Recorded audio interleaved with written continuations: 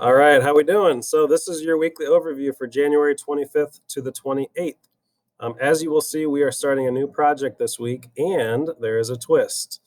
The twist is this is going to be a pen and ink project, so you will do the entire thing with a pen, okay, which is going to scare a lot of you, but trust the process, trust the technique, and we are going to learn it as we go, and it'll be a pretty cool project when we're all said and done, okay?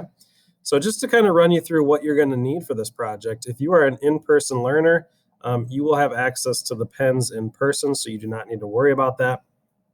If you are an at-home learner, you will just simply need to get your hands on a black pen. Okay, the ink should be black. I don't want anybody to do it in blue or red or any other colors. It should be with a black pen. It can be a Bic pen. It can be really any type of pen, okay? So there's the bell. What you will do is you are going to first watch this weekly overview video, which you are currently doing. I should have mentioned, if you are somebody that is interested in getting your own pens, it's not too expensive. I don't know what everybody considers expensive, but if you click this link, it'll take you to a link going to Amazon, and that's going to give you an option to buy the pens that we actually used with some of our advanced classes. Unfortunately, we just didn't have enough of those pens to share out with everybody. So we will be using a form of Sharpie. It's like an ultra fine Sharpie for this project. Anyway, so what you will do on Monday is you're going to watch part 1 and part 2 of the pen tutorial, okay? Once you watch those tutorials, you should have a pretty good idea of how to actually do a drawing with pen. And what we're going to do to practice, similarly to how we did the value scale prior to the Animal project, you're actually going to complete this prerequisite activity that you see right here in this picture on Monday. Okay, so this is what it should look like. And if you need to make that bigger, go ahead and drag it and make it bigger. But I'm just going to leave it that size so it all fits. Okay. Now on Tuesday, you're going to continue working on the prerequisite, which is this right here. Okay. And you will spend the entire 40 minutes working on that in your sketchbook. On Thursday, you will actually upload that activity. I put it in each day just as daily reminders. On Thursday, that entire activity is due. All right, let me erase this. Not sure why that's there. Okay. And that whole activity is going to be due on Thursday. So just a little reminder. Now, on Friday, you will have another assignment that's due, and that assignment is your sketchbook assignment number 8. Okay. So I'm just kind of reviewing this so that you get this in your head now. That way we don't forget when it comes Friday, especially after school when you know the weekend's already getting rolling and we're just going to easily forget to turn that in. So that will be due on Friday. I put a couple reminders at the bottom.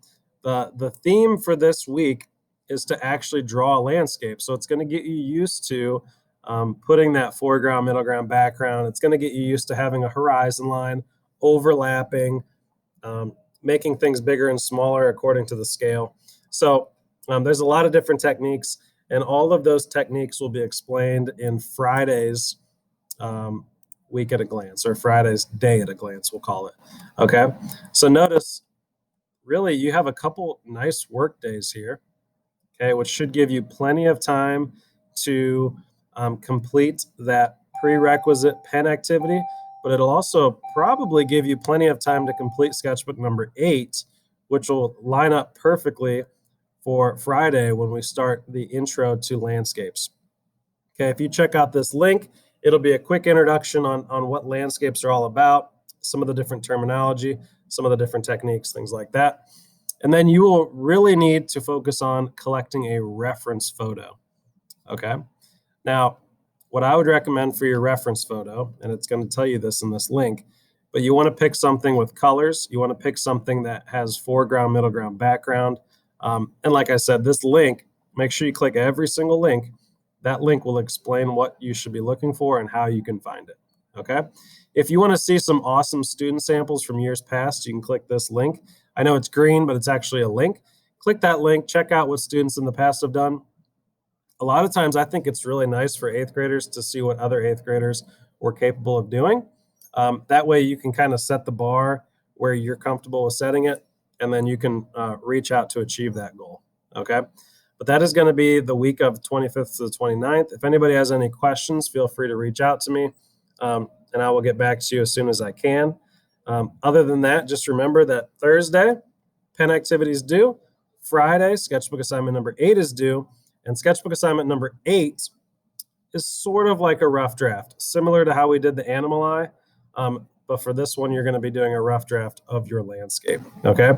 After you complete your rough draft, if you ended up not really liking it so much, you are more than welcome to switch references when you get to Friday's work. Okay. So with that said, let's have a great week. Super excited to see what you guys can do. If you're missing some work, make sure you stay on top of it, because the further along we get, the more points that are going to be knocked off from those overall grades. Okay. All right. Have a great week, and I will hopefully hear from you soon.